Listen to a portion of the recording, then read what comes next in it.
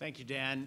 It's a real pleasure and a privilege to be here, and I want to take this opportunity to thank the Susquehanna Peace Foundation USA for their support for this survey. We could not have done it without them, and we really do appreciate this partnership where we were able to do this kind of survey, both in Japan and in the United States. As Dan said, it's a very propitious time to conduct this kind of public opinion research. Ambassador Schieffer's, one of his predecessors, Mike Mansfield, who was the U.S. ambassador to Tokyo in the 1980s, once called the U.S.-Japan relationship the single most important relationship, bar none, bilateral relationship, bar none, that the United States had. And we think the bar none relationship has a number of issues and challenges and opportunities ahead of it at this juncture. TPP, the defense guidelines, the U.S. pivot to Asia. And so we thought it was a very good, and the 70th anniversary of the end of World War II. And this was a good time to actually try to take the pulse of both the American and the Japanese people and get a sense of how they're feeling about each other, about their relationship, and about the challenges they share ahead. Just to give you briefly a background on the Pew Research Center, we are a nonpartisan, non-advocacy fact tank in Washington. We do largely public opinion survey research, also social and demographic research. We do not take positions on issues, but we attempt to inform the public debate about using public opinion now from 82 countries around the world, going back to 2002. This survey in particular was done by telephone in the US and in Japan. 1,000 respondents in each country, as you can see, done in mid-February or early February in Japan.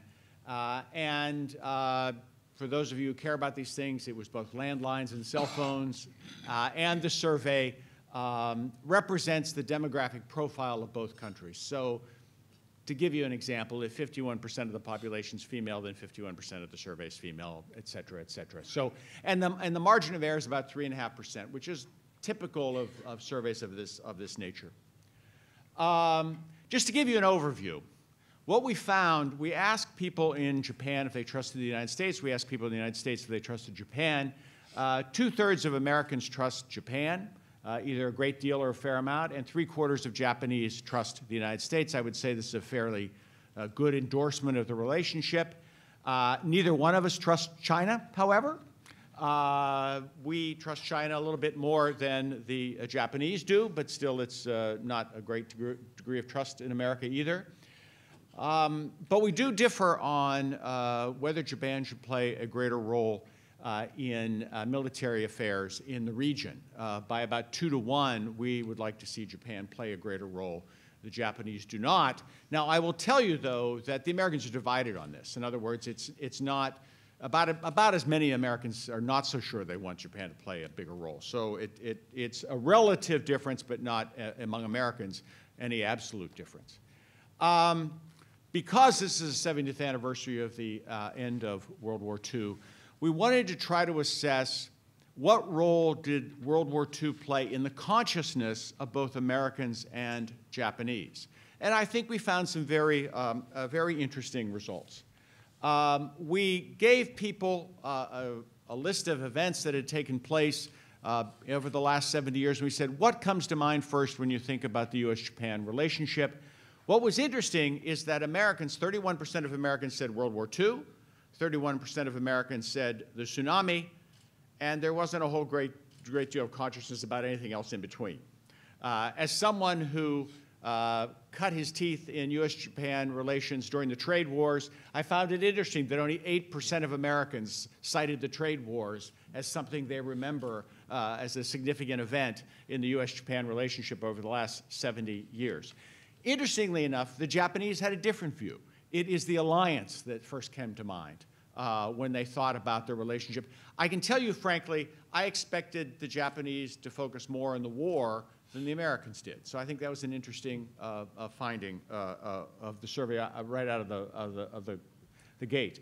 We ask people, do you think Japan has apologized sufficiently for World War II, its activities in World War II? Has it not apologized sufficiently, or is no apology necessary? What is interesting is that 61% of Americans say that Japan has apologized sufficiently, or there's nothing to apologize for, which I think would suggest possibly the respondent thought, why are you asking me this question? It was 70 years ago. That's roughly comparable to what we found in Japan when we asked the question in 2013.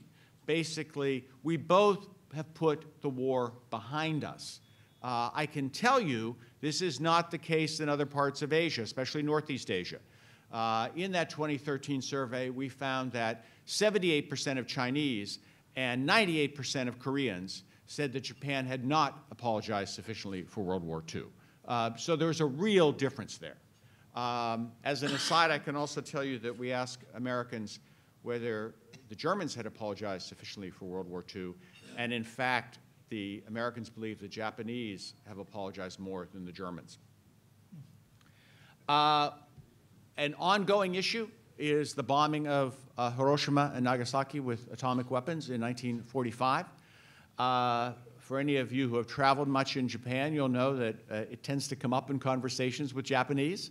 And I do think that for a long time, we just saw this episode differently. Americans, I think, took a very pragmatic view of it. The Japanese took a more moral view of it. We found this year that 56% of Americans still believe that the bombing was justified. But I can tell you that percentage has changed dramatically over the 70 years. In 1945, Gallup, right after the bombing, Gallup asked the American public, do you think this was justified? 85% said yes, 10% said no. In 1991, the question was asked again by the Detroit Free Press, and 63% of Americans said it was justified. Today, only 56% believe it is justified. And if you dig into our 56% number, among millennials, those who are ages 18 to 29, only 47% believe that it was justified. So things are really changing in the United States on this issue. They're also changing in Japan. The percentage of Japanese who believe it was unjustified keeps going up. But we seem to be moving here in the United States on this issue as much as the Japanese are. That was our look back in the survey. If you look at the current state of the current situation and look forward, which is what we wanted to do as well because history is only part of the relationship, we ask Americans, do you trust Japan? As I said, 2/3 of Americans say they have trust in Japan. What is interesting is that it's an across-the-board trust. There's no terribly significant differences among various demographic subsets of the American population. It is interesting that men trust Japan more than women. Whites trust Japan more than non-whites. Those who are better educated tend to trust Japan more than those who are less educated. Interesting to kind of think through why that might be, but overall, we still, 2/3 of Americans are trusting of Japan, and there's absolutely no partisan difference on this issue. Democrats, Republicans, Independents overwhelmingly trust Japan. There's also overwhelming trust of the Japanese, of America. You get some of the same breaks, though, at least a gender break, where men are more likely to trust the United States than women among Japanese. You don't get much of a break in any of the other demographic categories. I can tell you, around the world, there tend to be, on a variety of measures, a gender break on some of these issues that relate to globalization. Men seem to be more open to the world than women, maybe more reckless in their openness to the world, you don't know, more trusting, I don't know.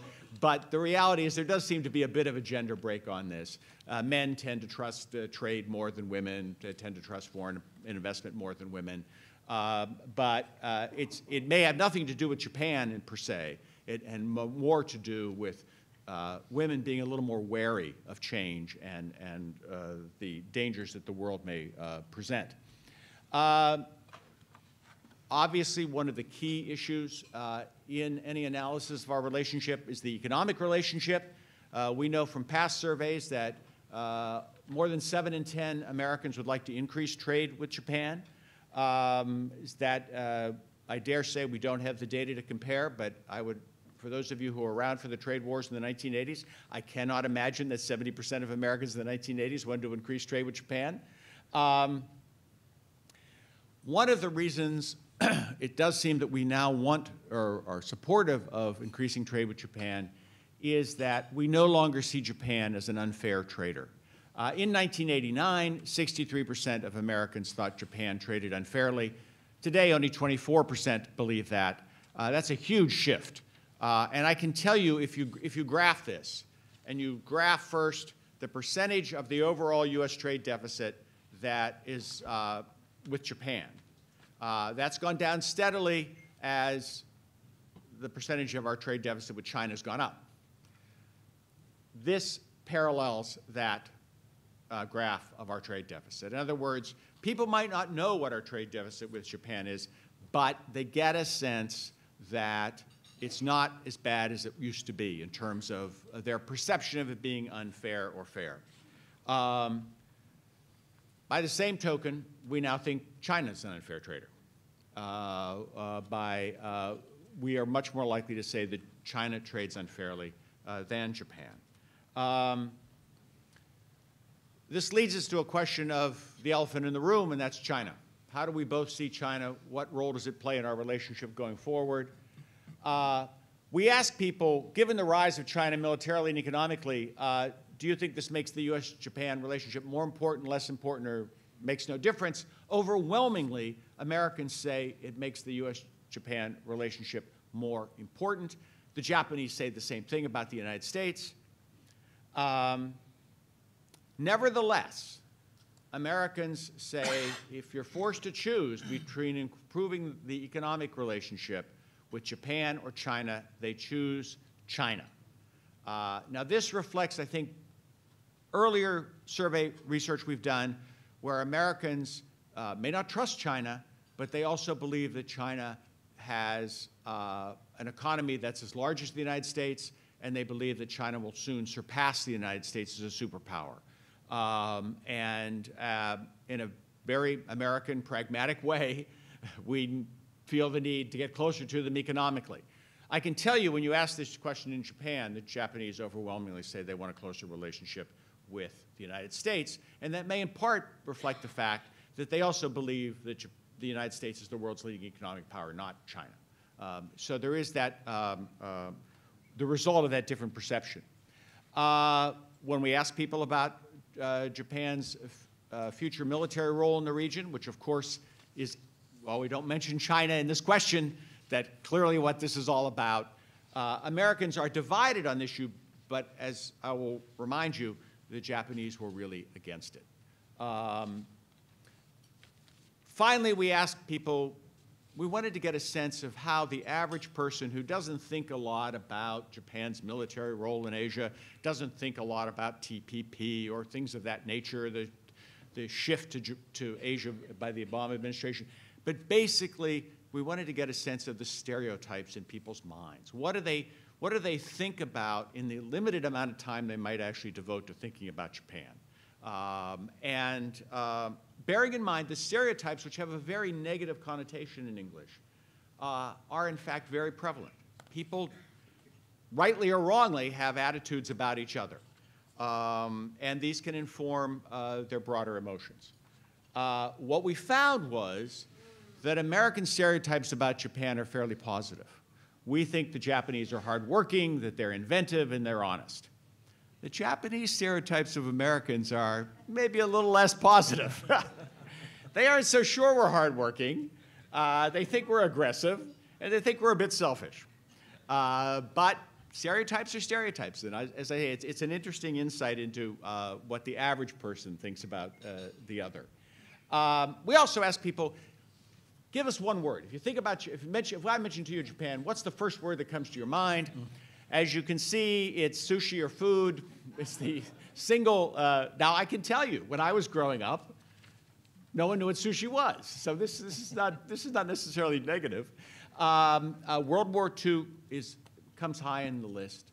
But what's interesting is how little Pearl Harbor is mentioned. This is 15 people out of 1,000 mentioned that. So I would have expected Pearl Harbor actually to play a larger role in people's memories. But those were, again, this is kind of fun. It just gives you a sense of what people are thinking. All of this data is available on our website. There's far more questions that I could get into. The most important part about it is it's free and it's also searchable, so that you can go in and type in a question and say, gee, have they ever asked the Japanese or they ever asked the Americans a particular question? And you can find the answer going back several decades. So thank you very much.